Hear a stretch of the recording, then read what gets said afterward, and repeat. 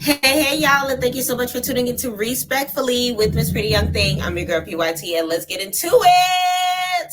Y'all, it's so much to talk about, so much to talk about, so much to talk about. Sorry for the loud background sound, but it is raining cats and dogs outside. I'm still out of town, which means some of my content is coming a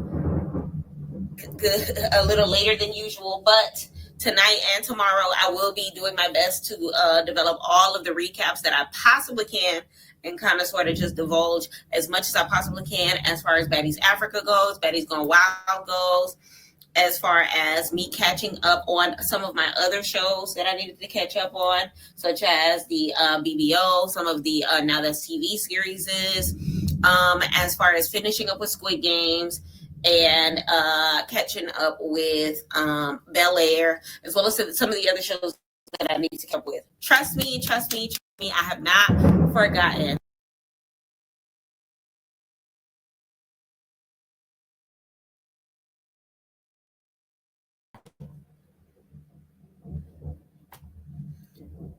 Oh, not the power. Almost went out. Y'all. The internet, okay, so the internet is a little shaky right now because of the weather. Let me kill all my apps. The internet is a little shaky because of the weather, but we're going to do what we got to do. So, all right, like I said before, y'all, welcome to Respectfully with Miss Pretty Young Thing. I'm your girl, PYT, and let's get into it. First thing I wanted to talk about tonight is the Diddler. Y'all, let's talk about P. Diddy. Let's talk about P. Diddy. Let's talk about P. Diddy. Now, there's so much to divulge when it comes to everything that's wrapped around this circumstance. And it is so freaking intriguing to see it all happen. Okay, so for one, when it comes to the Cassie situation, let me know in the comments how y'all feel about it, because it's one of those things where it's a double-edged sword. It really is. It really is. Because on one end, the argument can be she submitted to everything that was done to her. And even when her life was not in danger, she still continued to say yes. Now, on the other hand, one can consider that Stockholm syndrome. Okay? Because at the end of the day, when it comes to being in love, sometimes it can cause you to do the dumbest of things. Okay? So if you look at the definition of Stockholm syndrome, you'll see that it says that a Stockholm syndrome is a psychological phenomenon where hostages, I'm talking too fast, y'all, or victims develop positive feelings toward their captors or abusers, even to the point of sympathizing with them and their goals. This often involves bonding, loyalty, and potentially even denial to the abuse or harm suffered. The term originated from a 1973 bank robbery, Stockholm, where hostages develop positive feelings towards their captors. Okay, we've seen it happen time and time again in history. So what is going on at this point in time? Why is this so relevant right now? Because at the end of the day, Cassie and Diddy were in an actual relationship. Their bond was thick at that time. She was a teenager when they met, which means she was easily impressionable. He is, I think, 17 years her senior. So it's one of those things where what Diddy wants, Diddy gets. She was succumbing to the madness, abiding by and bowing down to all of his requests, no matter how crazy or whatever the case may be. I know some of the text messages that they showed in court kind of sort of made it seem as if like she was not being held hostage or whatever the case may be. And it doesn't change the fact that, although it started off as a full-blown relationship, it turned into something crazy. You know what I'm saying?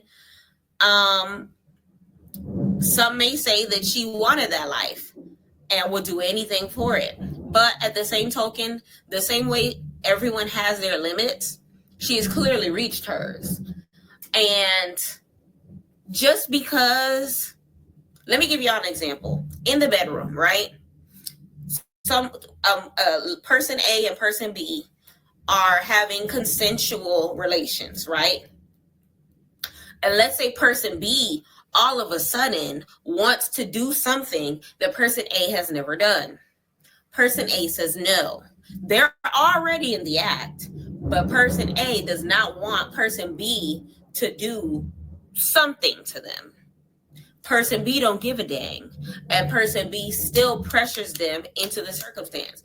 Person A said no multiple times. Person B is still trying to do that in their face. So it's one of those things where it's just like, at that point in time, is it the big R word? Technically, yes. The same way that just because I'm married to you doesn't mean that every act that we have is consensual. Men can overpower women and women can overpower men. We've seen it happen before. Just because men, are too masculine or whatever the case may be to admit to it, I know a lot of men that have admitted to a woman or two or three or 10 taking advantage of them. We crazy when we drunk. Come here, bring that here. Like there's even music that promotes that. So it's one of those things where it's just like, I don't know. So let me know in the comments what y'all think about it. Let me know in the comments what y'all think about it, okay?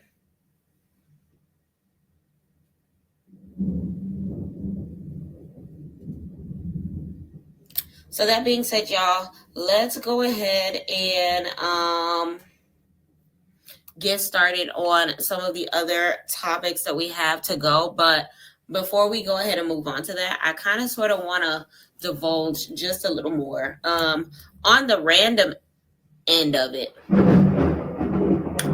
Kid Cudi actually went to the stand for, if I'm not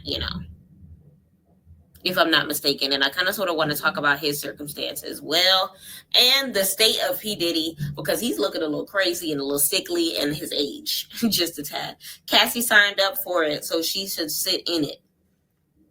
I disagree with that, Rod, because I feel like y'all need to take away the term celebrity and y'all need to take away the money aspect of it and pretend that it was you or your daughter or your niece or your grandchild. If your daughter or niece or grandchild or sister is in a relationship with a man and they are happy at the beginning, but somewhere down the line, the light is no longer in her eyes, her dignity is gone, her happiness is gone, obviously you are going to think something is wrong and you're going to pull baby girl to the side and be like, are you okay? She might not admit to it at first, but later on down the line, if she tells you that she is now a part of something that she did not expect to be a part of, or things started off one way and now she no longer wants it, are you going to tell her, well, you dug your grave, so you got to lay in it? No, you're not. So what makes Cassie any different?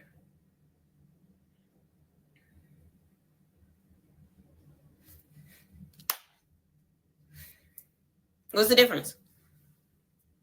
What's the difference between Cassie and your daughter or niece or sister or cousin or mama? You know what I'm saying? So I feel like at the end of the day, no means no. It doesn't matter if it's yes, yes, yes, yes, yes, yes, yes, yes, yes, yes, yes. It doesn't matter if she was saying yes all the way to the age of 25. And then once she turned 26, that's when he went crazy. Once she said no, no should have meant no. Period. Period, period, period, period. Because it's one of those things where it's just like it becomes a very, very sticky situation. I don't know not one state that no means no isn't a thing in. So it won't matter, where in the United States that any of these circumstances took place in. It doesn't change the fact that he pushed himself on her at such a young freaking age and took advantage. And then on top of that, y'all are saying, oh, she. They met when she was 19. Diddy was 38 at the time. Y'all really gonna put her wants over him taking advantage? Y'all are wild if that's the case. He was twice her age at the time that they met. At the time that they met.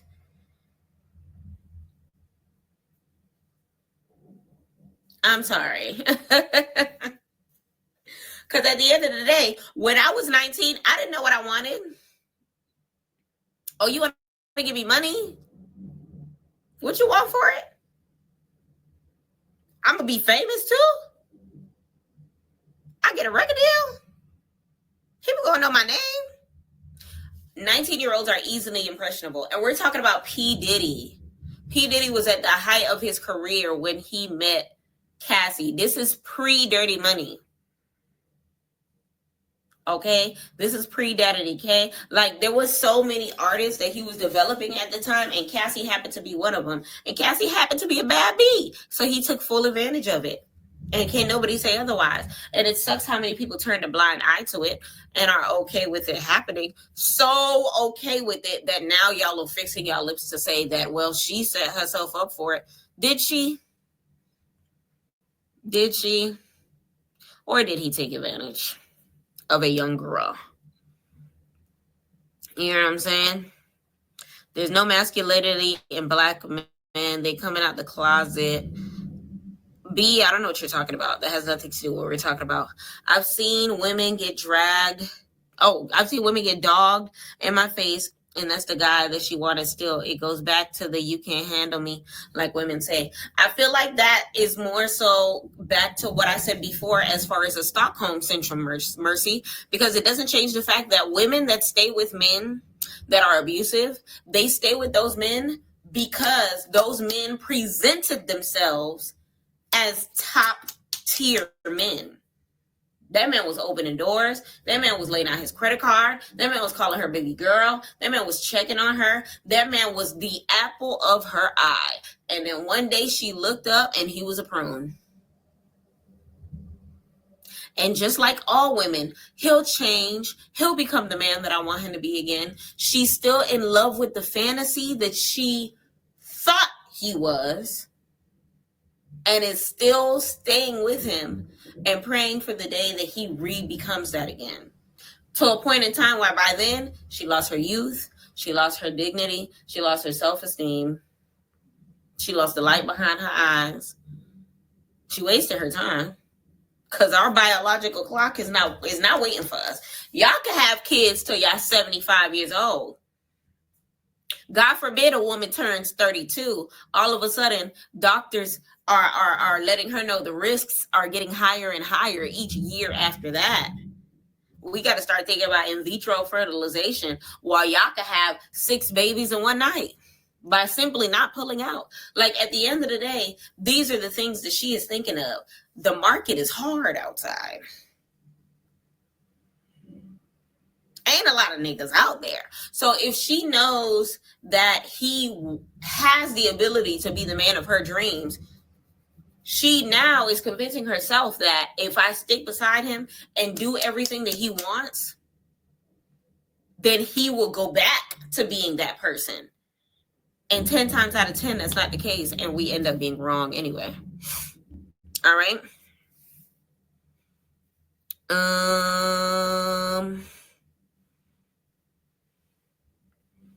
Let me see.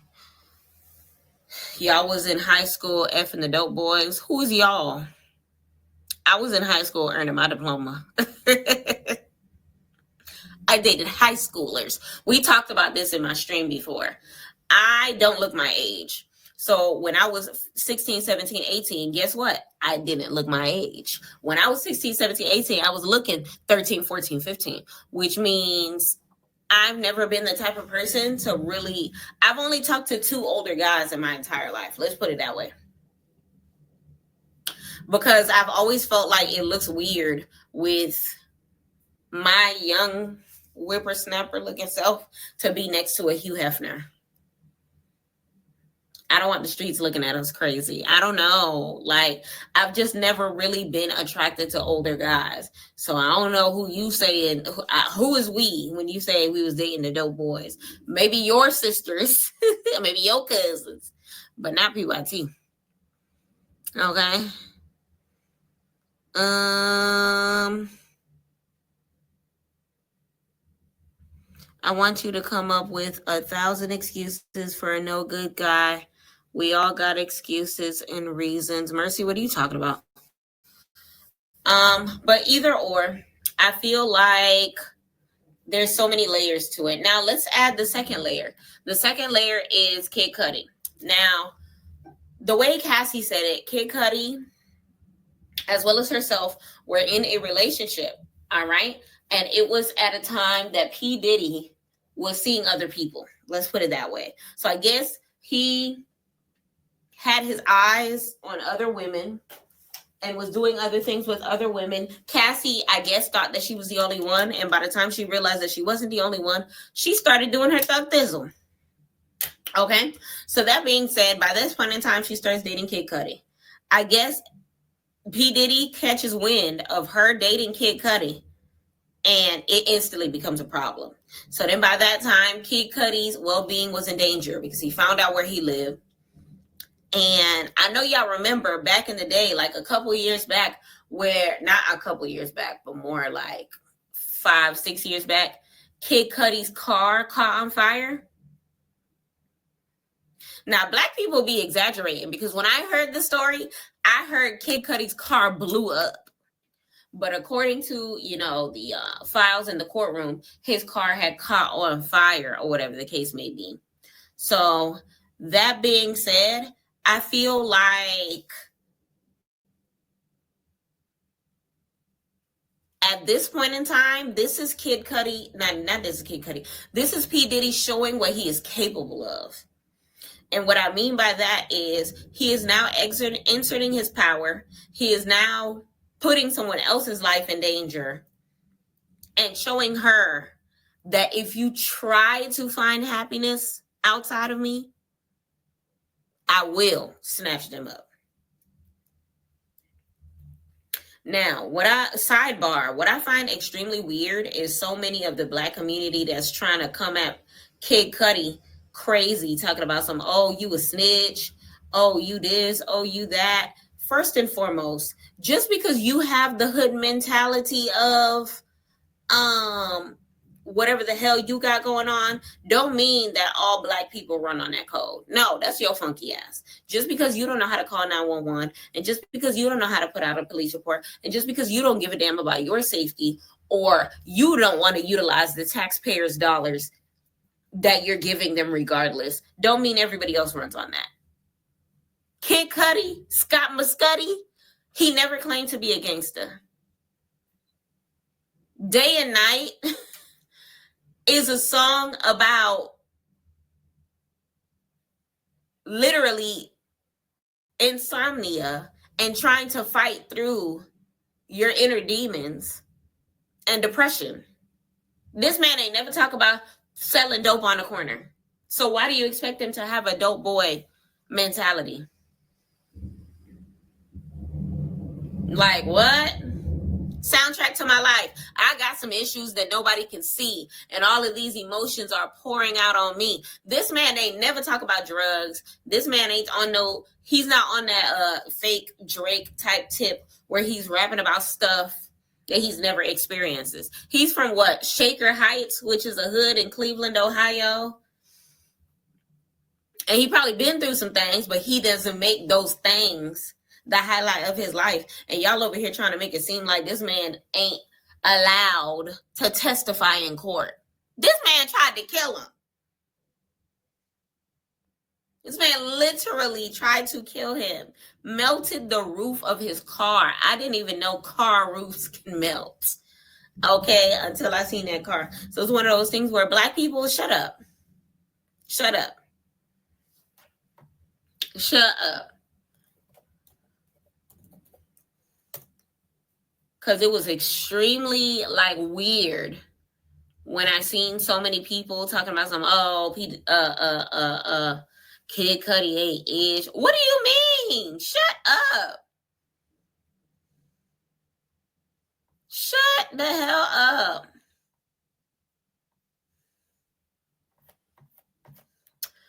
Now, one of the last things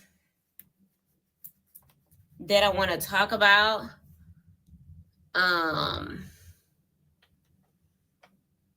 Let me see. When it comes to everything, is P. Diddy's state. Because they done took away his fountain of youth, y'all. They done took away this man's fountain of youth. And what I mean by that, I'm about to show y'all in a second. Because when I seen pictures of this man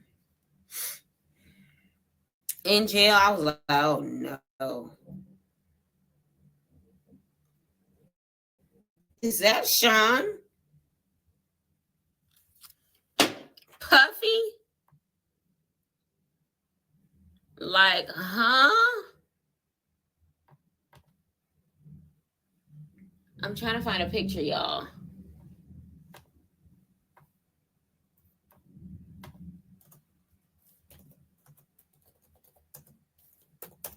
Let me look it up. Diddy Gray. Here we go. Here's the best way I can show y'all. Because, baby, that man is in shambles. That man is in shambles. Diddy. First of all, they are not giving him his hair dye. Okay? They not giving him his Botox or vitamins or whatever it is that he's using. That Jamaican castor oil, the Miracle Growth serum. I don't know what it was that he was using just for men. They are keeping him starved from his youth juice. Okay, they said, Diddler, you're not getting none of it. Because when I tell you, I looked at this picture and was just like, whoa. Whoa. And he knew what he was doing when he cut the beard, because his whole beard was probably salt and pepper. The entire thing. This man aged so much. They should have put a picture of him without his glasses so that you could get a full comparison of the two, or whatever the case may be. But honestly, let me know in the comments how you feel about some of the things that we talked about when it comes to this. You already know what I gotta do. I gotta see what my boy Isaiah J has to say about it. We're gonna play it. I think he has quite a couple clips, if I'm not mistaken. So I'm gonna play a couple of them, and then we're gonna talk about my opinion on it based on what it is that we are hearing in regards to it as a whole. There's so many moving pieces when it comes to the Diddy situation, the courthouse circumstances, or whatever the case may be. So let's just go ahead and tune in really quick, okay?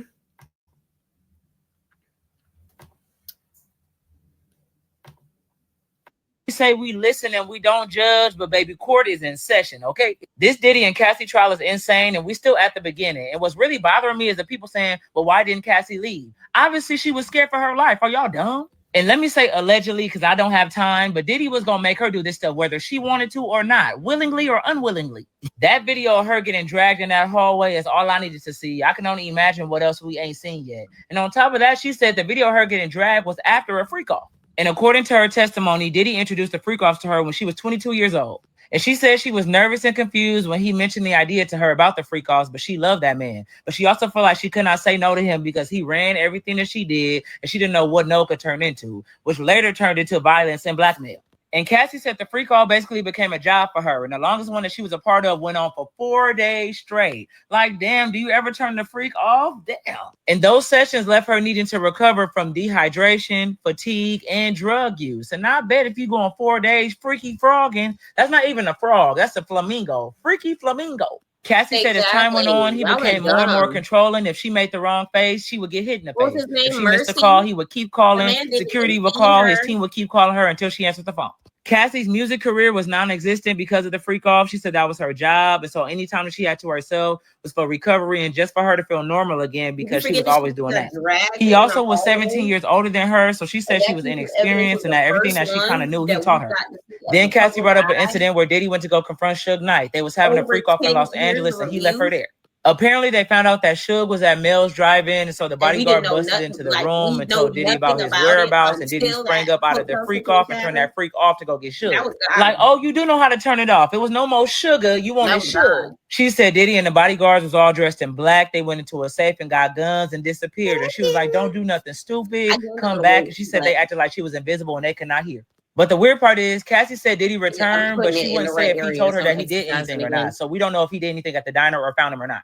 But back to the freak off. So Cassie said her first freak off was in 2008, and she said it was a very choreographed experience. So it was giving Lorianne Gibson 8 count, boom cat. And the main ingredient for the freak offs was baby oil. She said they would close the bottle and put it in heated water because they wanted it hot, and he wanted her glistening, basically laminated. And Cassie said she could never look dry. If she looked dry, she had to reapply a new coat of baby oil. Sometimes this would be every 5 minutes. She said on one occasion, it was a blow-up pool of baby oil and lubricants, and she was told to get inside of it with her clothes on. She was confused. That man was a baby oil connoisseur. A pool of baby oil is crazy. A water slide of baby oil is crazy. Cassie said up to 10 large-sized bottles of baby oil was used every session. Was this man a brand ambassador? Was he sponsored? That's why they found so many when they raided that house. And then Diddy wanted Cassie to call her Pop Pop after he found out that's what she used to call her grandfather.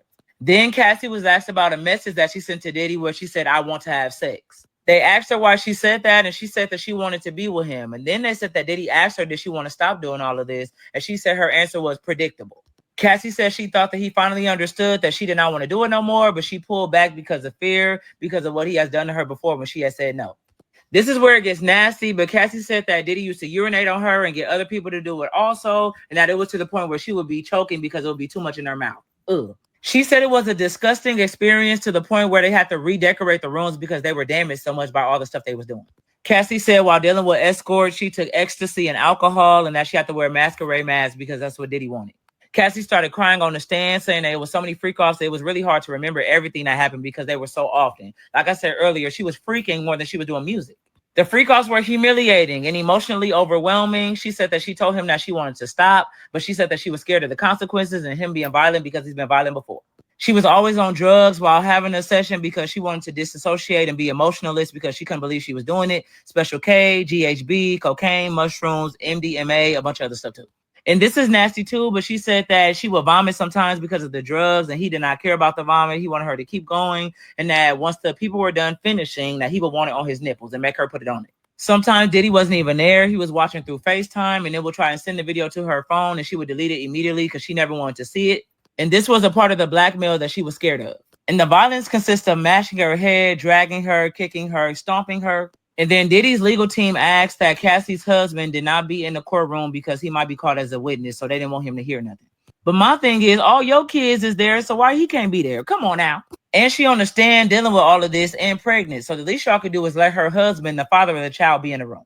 But this is a lot, you know what I'm saying? And this is only the beginning. Diddy haven't even talked yet, so we're going to see. I'll keep y'all updated. See y'all soon. Hey, I know we say we listen and we don't judge, but baby, court is in. Child, y'all. So that's the first video I wanted to show y'all. Y'all see how Cassie was able to basically admit that she did love him, but she was in fear of him at the same time.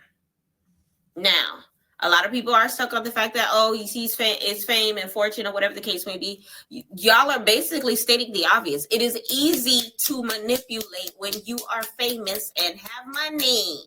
Y'all have the evidence right in your hands about how he got her into that circumstance in the first place. That girl is pretty as hell. She can have any man that she can, and she settled for him. I've never heard anybody in my life say P. Diddy is so fine. I've never heard that before in my life. That man is not attractive. And y'all think that Cassie settled for him? No. Lifestyle of the rich and famous. He promised her things. Y'all, did y'all see her record deal?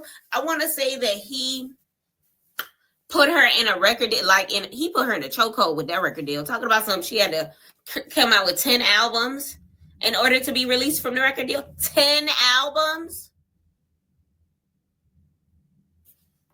Let me Google it. Cassie Bad Boy record deal. Let me see something.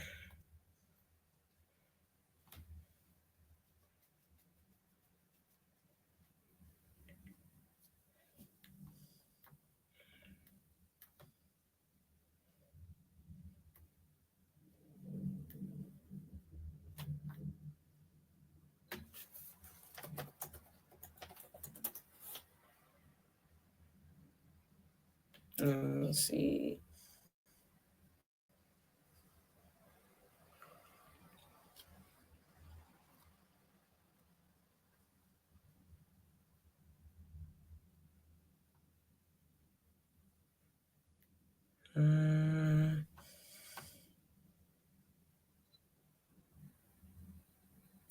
Here it is. In early 2006, Ventura signed a 10-album deal. 10-album deal. 360 is an understatement. Because how many albums did Cassie come out with?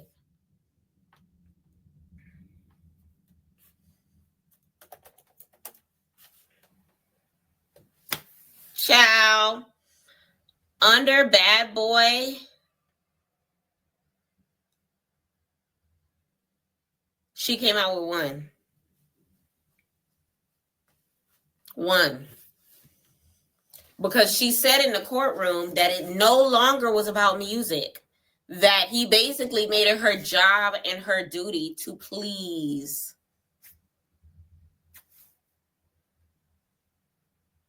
So it's one of those things where it's just like, y'all really think that she was there because she wanted to be? Like I said before, ain't nobody ever said, oh my God, P. Diddy so fine. P. Diddy so, ooh.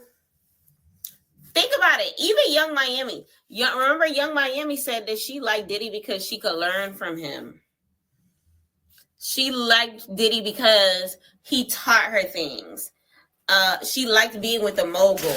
She liked being in the rich environment and all that stuff like that. And then once again, she is young and easily impressionable as well. I don't even think that she's 30. How old is Young Miami? She might have just turned 30 if she is 30. Let me see something. Young Miami.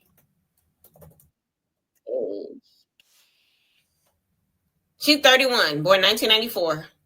She my brother age. Easily impressionable. Easily impressionable. And you ain't never heard her say, oh, Diddy so fine. That's never going to be said because that man is not attractive. It's the money.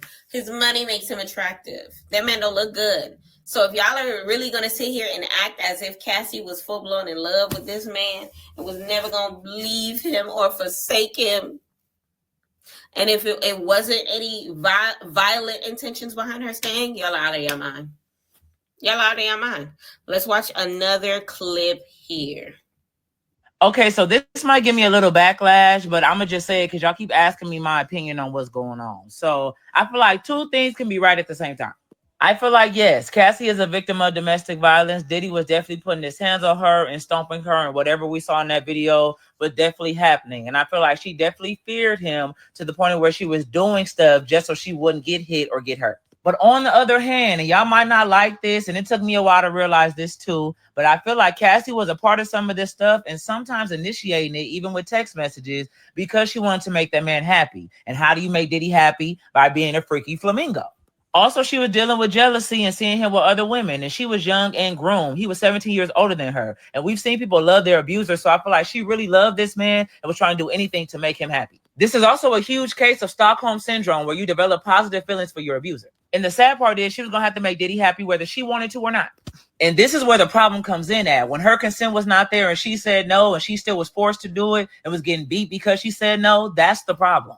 But we have to hold Cassie accountable, y'all, just a little bit, whether she was mind controlled or not. We have to. But this still negate or take away from her being a victim of domestic violence and a victim of Diddy and his ways. And I hear this is just my opinion, but I feel like these text messages is not going in Cassie's favor. It's not. This case is hard to even listen to or look into because it's really nasty. Like, it's really freaky flamingo, for real. But I guess we're going to wait and see. Don Richards just got here, so we're going to see what she got to say. This is going to really open the door. Okay, so this might give me a little backlash, but I'm going to just say it because y'all keep asking me. So, yes, apparently Dawn from Daddy Kane was supposed to speak on it as well. I don't think she ended up testifying. I know she wanted to. Did she end up testifying? I don't think so. But he definitely touched on what I said before as far as the Stockholm Syndrome. He definitely touched on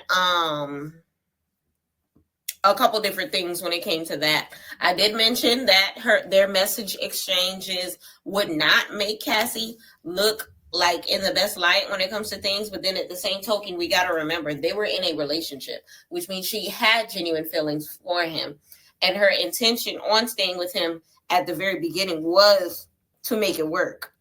And then she got introduced to that. They met when she was 19. She started doing the freak offs when she was like 21, which means her first 2 years of them being together, she probably was having the time of her life. It was amazing. Sex immaculate. Then he started putting other people in the room. Then baby oil got involved. Then freak offs were a thing. Then things just escalated and escalated and escalated and escalated to where we see it to today. Can you really blame her for coming out so late in the game? No, because she even admitted to the blackmail, the videos being made, the threats being made, everything like that. Imagine you doing something because you're forced to do it, and then them sending you the video of you doing it to remind you, you better shut your bitch ass up, or else the world is going to see this. Would you come out? No, unless you are willing to lose everything. You're willing to lose your life. Those are the only two options. Because like they say, what Diddy wants, Diddy gets. And y'all know Tupac and Biggie, they're not in the picture no more. You know? So it's one of those things where what Diddy wants, Diddy gets. Okay? What Diddy wants, Diddy gets. I think there was one more or two more videos, if I'm not mistaken. Let me see. Yeah, this one. All right, let's listen up. Okay, so Kid Cudi went to testify today for the Diddy trials, and I see people online calling this man a snitch. And if you calling him a snitch, you are a kid. No, Cudi, at this point. This man is not a gangbanger. The song Day and Night is not about him gangbanging day and night, whoop-de-whoop. It's not none of that. Don't nobody care about y'all street code and regulations. Y'all don't even own the streets that y'all got code about. So we don't want to hear that. Boo, tomato. Y'all love saying this my block, but don't even have the money to buy your granny house on that block so it can really be hers. And she been there for 70 years. I don't want to hear it. Anyways, Kid Cudi was testifying and described Diddy as a Marvel villain. And that's why I call him the Diddler. Instead of the Riddler, he's the Diddler. Or we could call him the Bomb, the baby oil master blaster. Either or.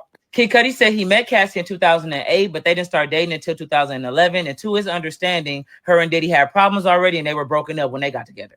But apparently that wasn't the case because in December 2011, his house got broken into. And then Cassie called him at 6 a.m. the next day, calling him saying, "Now I need you to come get me because Diddy found out about us." Cassie then asked Kid Cudi to come get her. So he went to go get her. And then he got a call from Capricorn Clark, who was at the time one of Diddy's assistants. And she called him halfway in tears saying, "Diddy is in front of your house."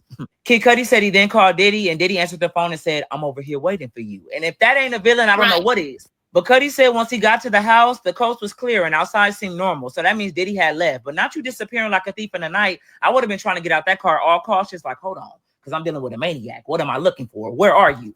But he said once he got in the house, his security cameras was not working. They were moved, and he wasn't the one that moved him. His Chanel gifts were opened up, and his dog was locked in the bathroom.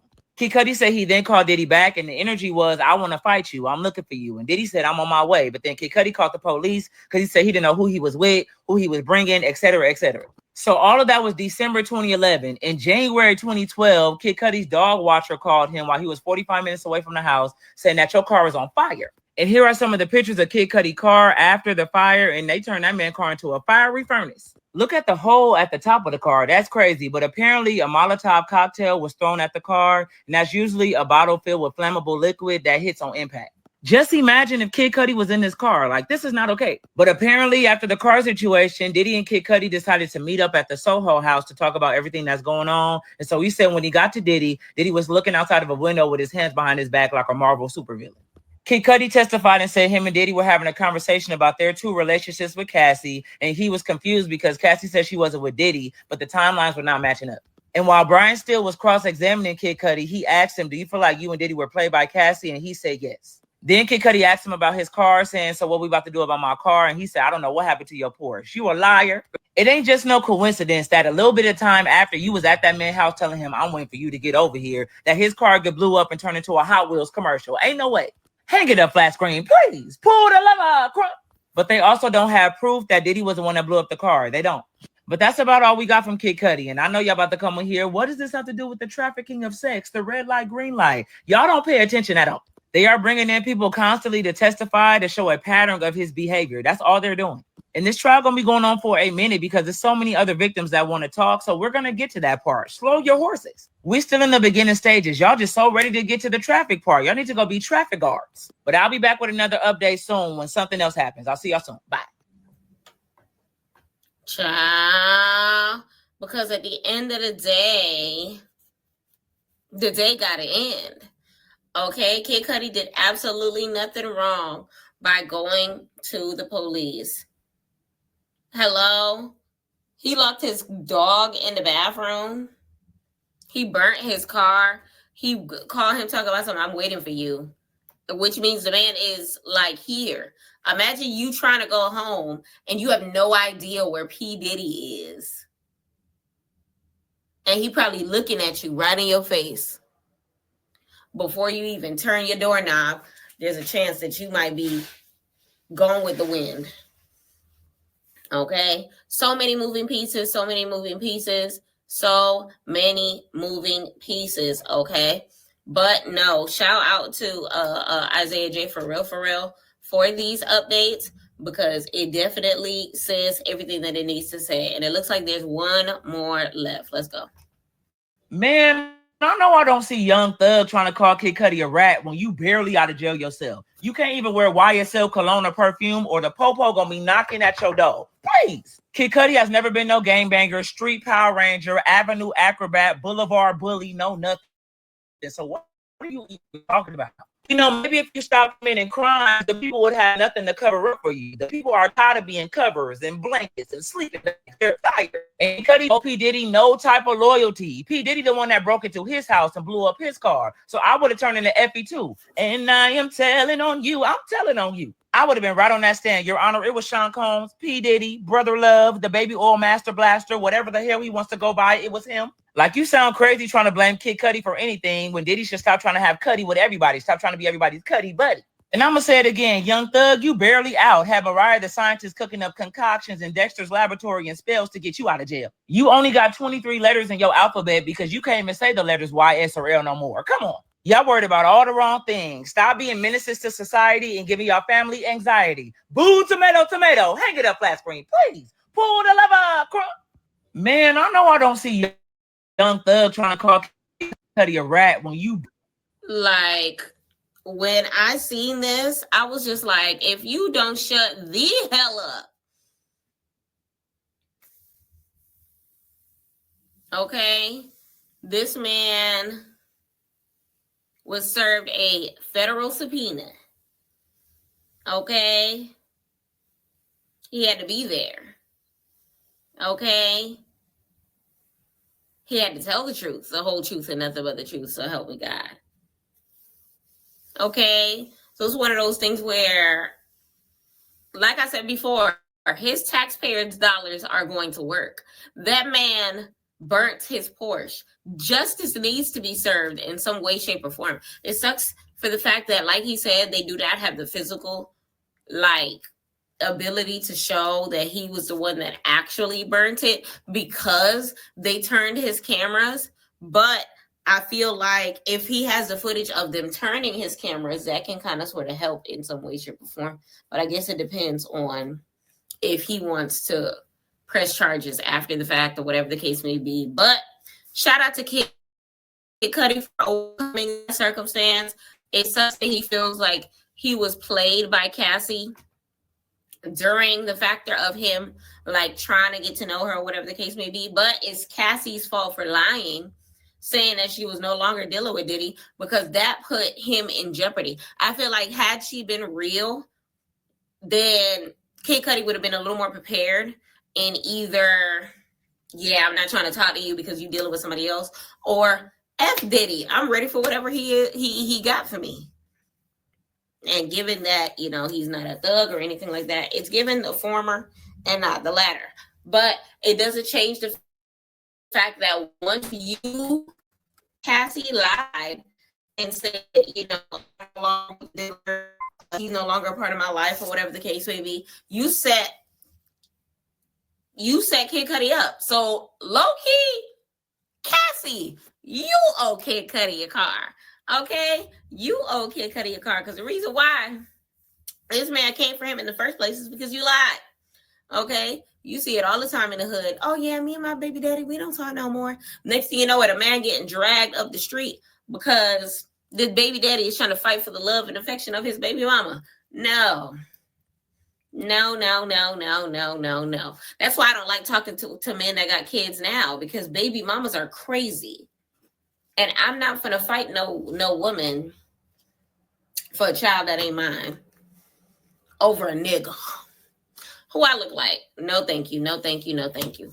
But let me know in the comments how you feel about the P. Diddy situation. If you are clocking in to the T when it comes to it, let me know who you're looking forward to hearing from when it comes to the testifying people.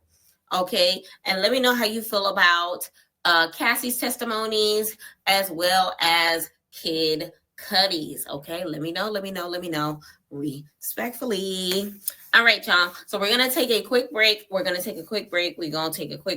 And while we do, y'all get ready. We have a couple more topics to go ahead and talk about when it comes to the pop cultures before we get into the Zeus Network. It looks like the episodes have yet to drop yet, so we got a little time. And while we wait, please do me a favor, like, comment, subscribe, turn those post notifications on, and tell a friend that PYT is in the building, respectfully.